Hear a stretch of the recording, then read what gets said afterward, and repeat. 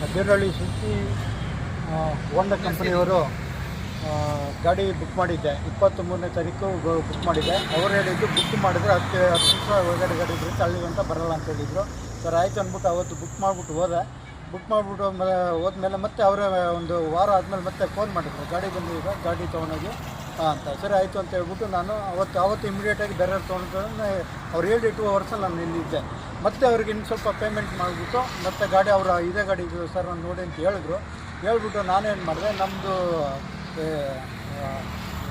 ಸೋಮವಾರ ನಮ್ಮದೊಂದು ಪೂಜೆ ಬೇರೆ ಇಟ್ಕೊಂಡು ಪೂಜೆ ಸೊನ್ನೆ ತೊಗೊಂಡೋಗ್ತೀನಪ್ಪ 3ನೇ ತಾರೀಕು ಅಂತ ಹೇಳ್ಬಿಟ್ಟು ಅವತ್ತು ಪೇಮೆಂಟ್ ಎಲ್ಲ ಇದು ಮಾಡಿಬಿಟ್ಟು ಡಾಕ್ಯುಮೆಂಟ್ ಎಲ್ಲ ಕೊಟ್ಬಿಟ್ಟು ಅವಾಗ ಗಾಡಿ ಇತ್ತಾ? ಆವಾಗ ಗಾಡಿ ಇತ್ತು ತೋರಿಸಿದ್ದಾರೆ, ತೋರಿಸ್ಬಿಟ್ಟು ಇದೇ ಗಾಡಿ ಅಂತ ಹೇಳಿದ್ದಾರೆ. ಇದೇ ಗಾಡಿ ಅಂತ ಹೇಳ್ಬಿಟ್ಟು ಮತ್ತೆ ನನಗೆ ಮೊದಲು ಸಪ್ರೇಟ್ ನನಗೆ ಯಾಕೆ ಅವಶ್ಯಕತೆ ಇತ್ತು ಬಂದು ಕೊಡೋದಕ್ಕೆ, ಯಾಕೆ ಅಂದರೆ ದೊಡ್ಡ ಶೋರೂಮ್ ಅಂತ. ಆದರೆ ಬಂದು ಮತ್ತೆ 3ನೇ ತಾರೀಕು ಬೆಳಗ್ಗೆ ಫೋನ್ ಮಾಡಿದ್ರೆ ಅವರು ದುಡ್ಡನ್ನ ಸಕಾಕು ಏನು ಮಾಡಿದ್ರೆ ನನಗೆ ಗೊತ್ತಿಲ್ಲ. ಬಟ್ ಗಾಡಿ ಇಲ್ಲ, ಇವತ್ತು ಗಾಡಿ ಬೇರೆ ಇದಾಗಿದೆ, ಇನ್ನೂ 1 ವೀಕ್ ಆಗುತ್ತೆ ಬರೋದು. ಅದೇನೋ ಬೇರೆ ಸ್ಟೋರಿಗೆ ಹೇಳ್ತಾ ಇದ್ದಾರೆ ಅವರು ಟ್ರಾನ್ಸ್ಪೋರ್ಟಿಂಗ್ ಅದು ಅಂತ. ನನಗೆ ಅಷ್ಟು ಅದೇನೋ ಅವರು ಪ್ರೌಡ್ ಏನೋ ಮಾಡ್ತಾರೆ ನನಗೆ ಗೊತ್ತಿಲ್ಲ.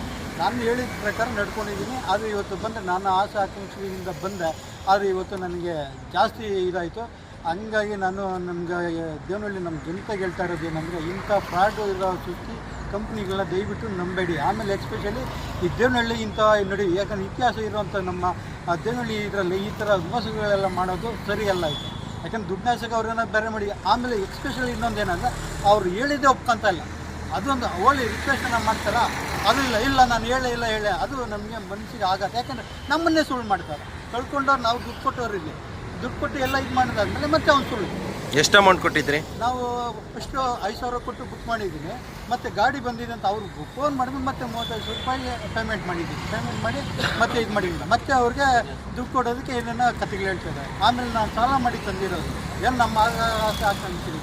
ಇದಕ್ಕೆ ನನಗೆ ಭಾರಿ ನೋವಾಗಿದೆ. ಈ ನೋವಿನಿಂದ ನಾನು ನಿಮ್ಮ ಹತ್ರ ಎಲ್ಲರೂ ಹಂಚ್ಕೊತಾ ಇದ್ದೀನಿ. ದಯವಿಟ್ಟು ಈ ಶೋರೂಮ್ ಮಾತ್ರ ನಾನು ಇರೋದೇ ಬೇಡ ಅಂತ ನನ್ನ ಅನಿಸಿಕೆ.